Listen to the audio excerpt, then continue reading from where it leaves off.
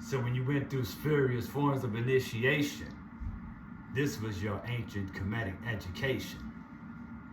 And what does educate mean? It comes from the Latin word educare, which means to bring that which within onto the surface. You see what I mean? Rekua. Education, bring what? Know yourself. Bring what is within to the surface. Education. Yes, that's what it means. That's why education is so important. See, people are not being educated, they're being indoctrinated. That's right. You see what I mean? They have somebody stand in front of them all day. You get bored because they're trying to just talk at you with a little bit of hands-on stuff. Then he send you all this paperwork and tell you that you got to go and take the homework home to your parents. And after they done got done with all the Common Core mathematics, your parents don't even know what the hell they're looking at. And they call that your education. Right? But you see, people in the higher elites, the so-called rich, wealthy, a lot of them don't even send their children to no school. They have mentoring programs where they have someone to mentor them. And while you're going to school, and I'm not telling nobody not to get an education, no. But I just want you to put something in perspective. While you're going to public school, running away from bullies and teachers that ignore you while you raise your hand, they got somebody that's going to teach them how to master economics and the banking system, preparing you to work for their children.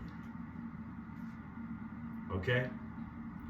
They get to go all over the world in an airplane with a mentor on the plane with them. They got you sitting in school. Okay? Now here's the thing. They took the fun out of education. Again, they didn't want thinkers, they wanted workers. To work for who? Well, certainly not for yourself. Okay? So therefore, people have a limited knowledge of mathematics, or they made it so boring that you didn't want to learn it. Unlimited knowledge of economics, so that you don't understand infrastructure and why it's important to build stuff here in this country. So they can outsource jobs and have you having to get things shipped over here while things fall to crap within your inner cities, and the wealth that should be produced here is being produced somewhere else. And then they blame you for it for being the consumer. While they're printing up fake money and calling inflation. The dollar hardly got no value. They're about to switch everything over to have you having no cash in a few years. And take away your privacy. So here's the thing, you know what I mean? This is why it's important, though, to learn how things work. Learn how the universe works. This is education. Education is about making discovery. And this enhances your creativity. One of the reasons why they can control you is that you ain't got no creativity. You can't use your imagination. Then they gave you a whole bunch of brain candy and called it knowledge. And then you get a whole bunch of people acting like they got knowledge, but they don't have no creativity. Unless they're lying as they go. You got that form of creativity. But as far as getting people to cultivate a love for the arts, science, music, utilizing the human voice in order to build an economy that's functional, you have to actually have a love for your fellow sister and brother. And the sister makes an interesting point. How you gonna reach people that you ain't got no love for? I hear people talk about, and I hear people say this all the time. You wanna reach people, you wanna teach and educate people, and then you turn around and say that you hate people.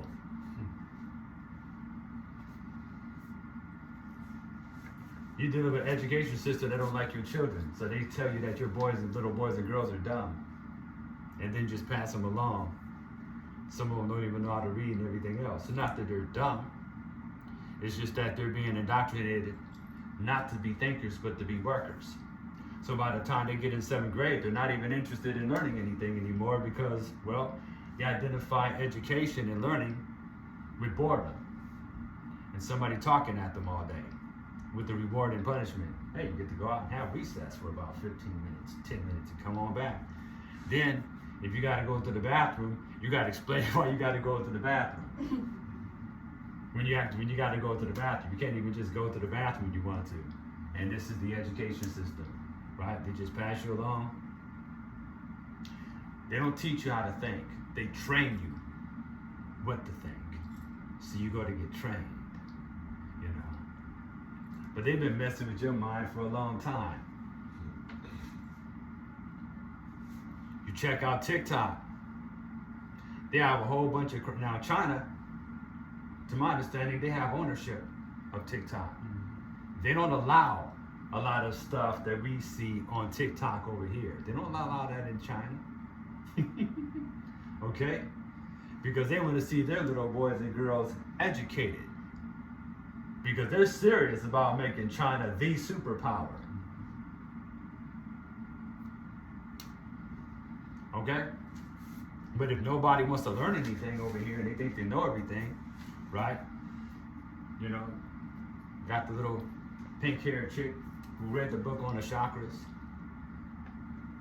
She thinks she doesn't need to learn anything but Wicca, even though she's no match for her grandmother, who went to church every day but got more ashe than she do, because she's actually serious about her spirituality. The reason why though it works for grandma, even though her archetypes may have been Jesus and the angels, is because of sincerity. I'm telling you, grandma, her chakras were more aligned up than little Becky, who read about the chakras and went to play with Wicca. Because grandma actually was serious about having a connection with a source that's greater than ego. So she's lining her chakras up on the rocking chair while she's knitting a quilt. And then as she closes her eyes and hums, visions would come to her. You see, all these religions they're just vehicles of the spirituality that you innately carry within yourself. Okay? That's all they are. It goes beyond ego. When you break down the word ego and you get edging God out, that's the acronym they use, right? So when your grandmother is sitting quiet and humming and making those quilts, she's praying often. She has a connection with God because of her sincere belief in the divine. And she was so in tune that she could say, before cell phones came out and her phone wasn't working, she'd be like, go see what's going on with Aunt Velma down the street. Because grandma was picking up on something because she's connected. And guess what they called it? And I'm not trying to get you to convert to Christianity. I just want you to see the universality behind it all. She was considering herself connected through Christ and filled with the Holy Spirit. So guess what? She was on a frequency. You understand what I'm saying? Okay. All right. So that's why grandma, even though we want to shit on grandma and grandpa these days because they tell you and act like your grandparents were dumb, even though they were building houses and you can hardly put up a fence. They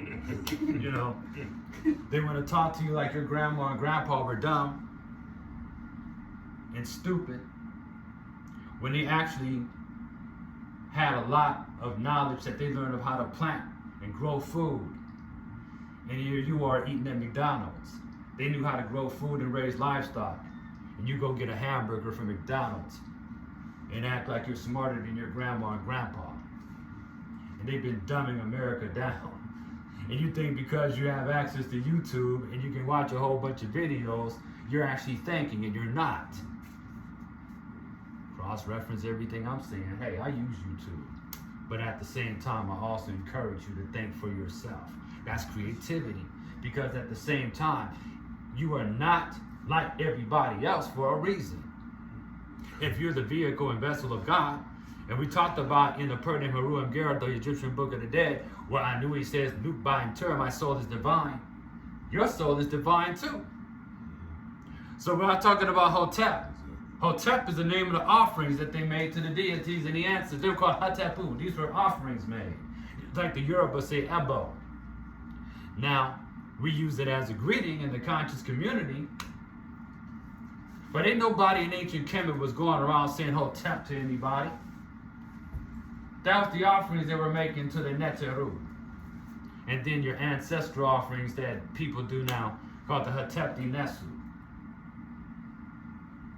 Okay? So, in India they say Namaste. The God in me recognizes the God in you. So earlier I was talking about Hotep. Hotep. You say Hotep to someone, the way I look at that is that you're making an offering to them of your spirit. You're making an offering of yourself and sharing that with them as a greeting. You know, there's a scientific belief that the observer is not disconnected from the observed, or they're one with the observed, and that you're actually having an effect on the environment just through your observation alone. But we're sending out brain waves and heart waves when we're affecting stuff around us. And just like we mentioned before about how your DNA is voice activated, and the universe is also voice activated. So you got to be careful of the things that you say, because the universe is mind. The all is mind and the universe is mental. So the ancients were able to leave us with blueprints of how to return back to oneness. Okay?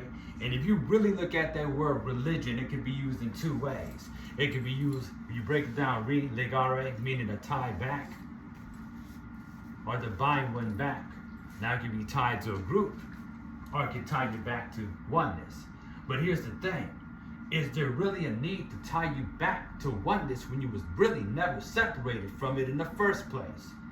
You just forgot. But the reason why you forgot is because in your highest state, there is beyond a you. It's just isness. Am I making sense? The highest aspect of yourself is beyond just you. There isness. I amness. The universal. And it expresses itself in physical bodies with different identities.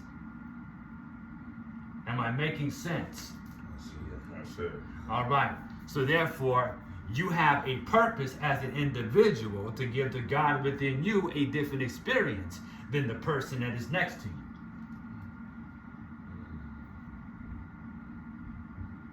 Let's go back to the book of Noah and the creations of Ra, where Ra says, I create myself in the form of plants and animals, and also humans.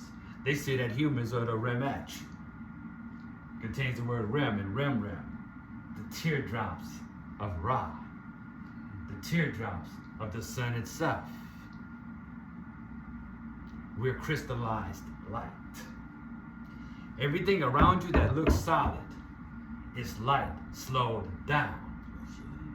Your atoms have empty space between them, yet they appear to be solid,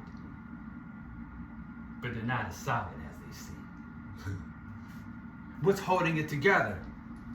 What's holding it all together? Is it gravity? Because your body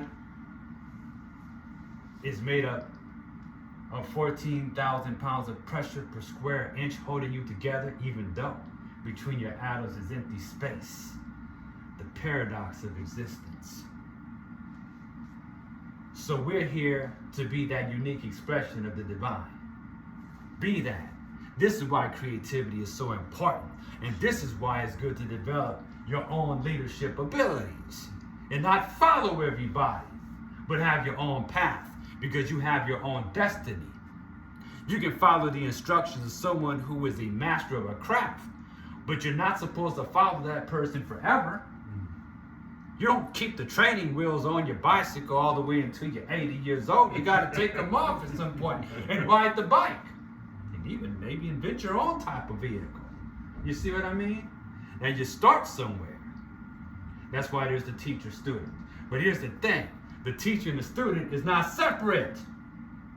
That's why they call the teacher and the student Seba, which is the star. And each and every one of us are stars Your job is to become a superstar. Because when you tap into your true nature, not only do you become natural, but eventually you connect with the so-called supernatural. And you go from being Heru and Heru to a super Heru or a super Heru, aka a superhero. Be the hero of your own story. Too many of you is a villain in your own story. Be the hero of your own story. Because a lot of times we be our own worst enemies with all the excuses that we make for why we didn't get things done and the crutches that we create. You understand? So I say, Inbu tu wa enter. Inbu tu wa enter. All praises be to Netter, the divine. Become super netter el. Become supernatural. And take the supernatural approach.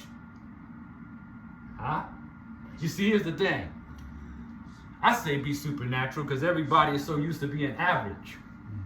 Be super. Be superior to what you were yesterday. And therefore, when you connect with Source,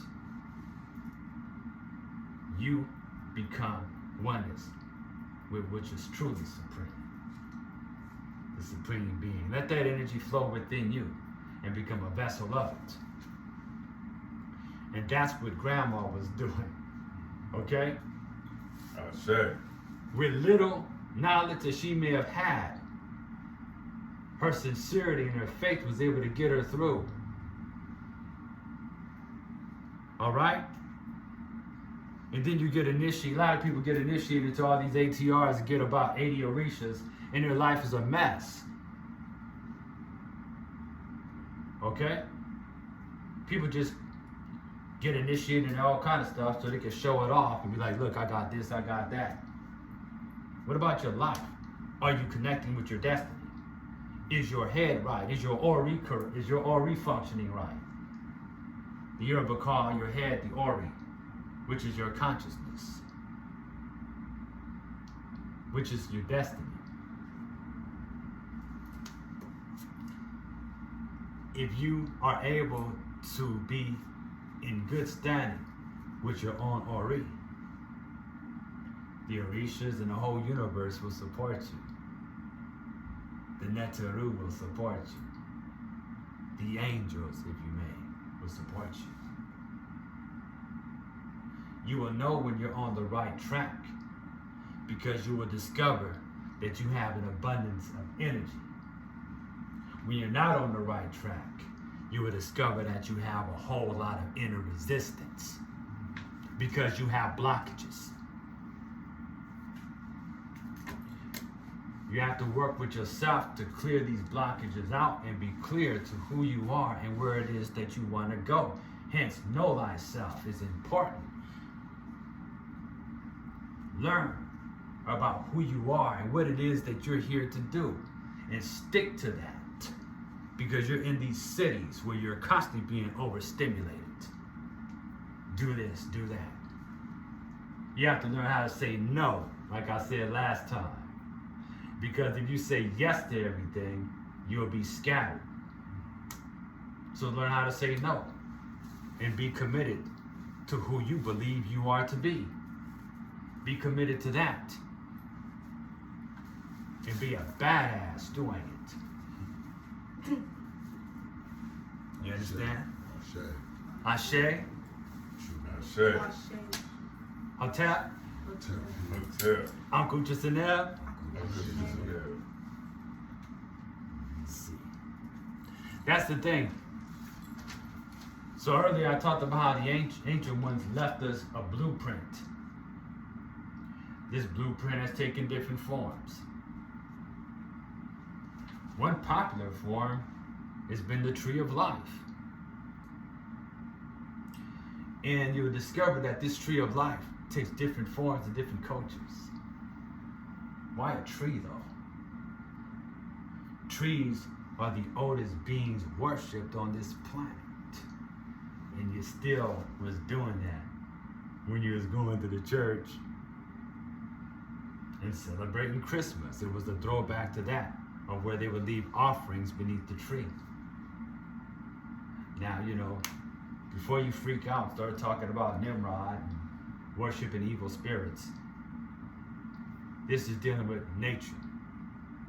The ancestors understood that nature gives to you and you give back to nature, because God dwells within nature. That's that understanding. That's where that understanding comes from. And even in the Bible, you don't hear about God using torpedoes and missiles. You hear about the forces of nature, fire, water, being utilized. So it's an appreciation for nature and understanding that the divine dwells within nature.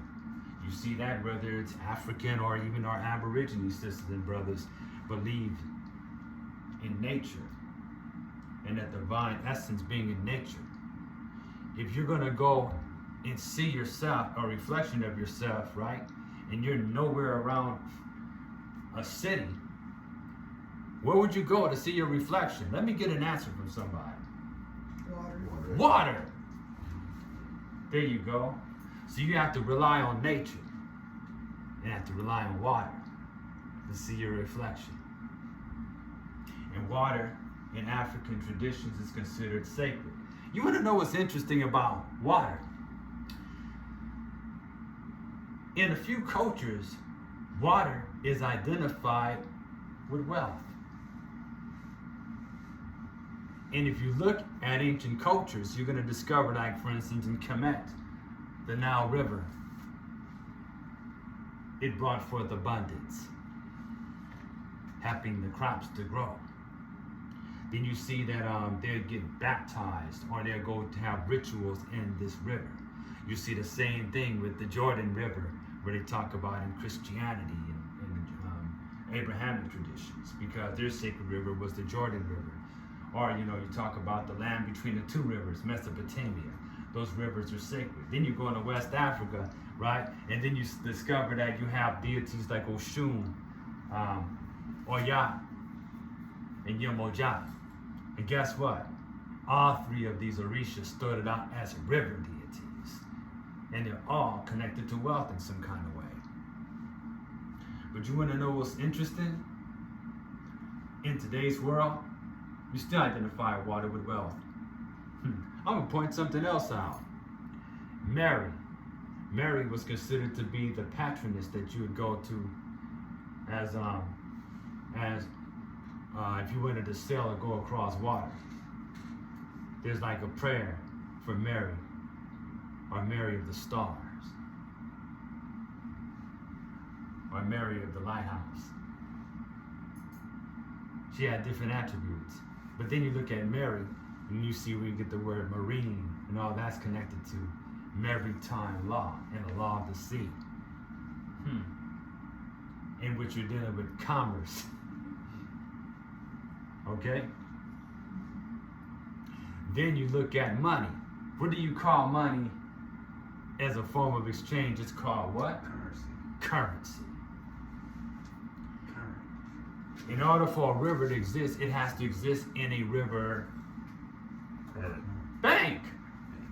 Bank, yeah, that's right. Where do you take your currency? Where do you take your money? You put it in the Bank. You understand? Money, water, flow, cash flow. What did Bruce Lee say it'd be like? Water. Be like water. You have to also allow yourself to be formless in some instances, or be able to adapt. Water can go from a liquid, a solid, gas. Versatile. It's versatile. See, It's natural versatile. it becomes hard as a rock. And once the sun hits it, it heats up, and its molecules speed up. And guess what it does then? It turns into a vapor. And it rises up. You see? And when you're exposed to the light of knowledge, wisdom, and understanding, you too rise up. You speed up. You rise up. Everything nature teaches us we mimic, even philosophically. And when you're dealing with science, you're also dealing with nature. Hence, through scientific method. And then you experiment, right? You observe, you experiment, you come up with a hypothesis, you come up with some educated guess, and then you test it. You see? But I mean, hey, some people just like to regurgitate what they hear from others. And that's cool, but you need to experience it for yourself. That's how you make the discovery. Because you will discover other things in your journey to find out a certain truth by exploring nature. So we're here to learn and be a part of nature, but we can also help transform and shape nature. This is where we've been given this ability to help change and transform nature, but you have to also work with and shape your own nature. In ancient Kemet, they talk about the Pautneter, which is like the primal material from which the nine Netaru emerge from. Sometimes it's like a clay substance. Remember earlier I talked about the cube statue that you see in the museum, or ancient Egyptian museum, and they show the person who is emerging from the cube, and eventually his statue is chiseled when he has developed as a person of strong character. This is what they meant by becoming the living Asar person in Rhonda Framen's teachings. Becoming a living ancestor. How is that so? You become a living ancestor because you remember you brought the pieces that was divided up together, and you remember all the way to primordial existence when you tap into that inner spirit. And you tap into your ability to utilize your imagination and come up with ideas. And then when you take these ideas is kind of like the spirit working through you. And what's interesting, you may come up with this idea, and someone around across the planet may come up with a similar idea, because it's simply time for that idea to manifest through a vessel. And you are here to be that. Become a vessel in which ideas can manifest. This is what really makes you godlike. Not so much as information that you can spew in front of everybody, but what you can do and show and prove and utilize your creativity. You see what I mean? Because there's plenty of people who can kick plenty of knowledge, and they're homeless. It may not always be their fault. You know, they could have ran into some sudden circumstance, and perhaps you're here and show and prove their own inner divinity by overcoming it and taking on the personal responsibility of being Heru, which means one who rises above, or one who is above. That means because you have risen above a circumstance, and this is what makes you the hero.